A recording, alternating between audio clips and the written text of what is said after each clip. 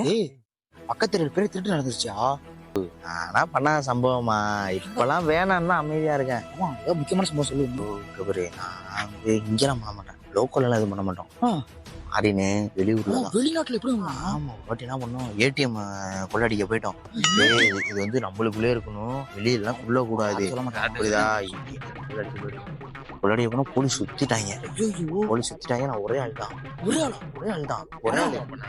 சுத்திட்டாங்க. துப்பாக்கி வச்சு நிக்கிறாங்க. எப்படி டம்ம டம்னு சொல்றதுக்காண்டி அங்க ஒரு சூட் கேஸ் இருந்துச்சு. சூட் கேஸ் எடுத்துட்டேன். சூட் கேஸ் எடுத்து டம் டம் சுடுறாங்க. டக்கு டக்கு டக்கு டக்கு டக்கு இப்படி மறைச்சிட்டு சரக்குன்னு போயிட்டேன்.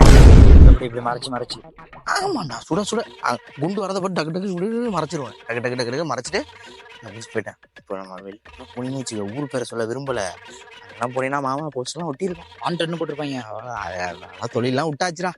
நீட்டா ஊர் சைடு வந்துட்டேன், அமைதியா இருக்கலான்ட்டு. போங்கடா. வரமா சரி. ஆனா அவங்க நல்லா சொல்றாங்க இல்லையா? நீ நல்லா சொல்ற. போங்கடா, சின்ன போங்க என்ன தெரியும் போடா.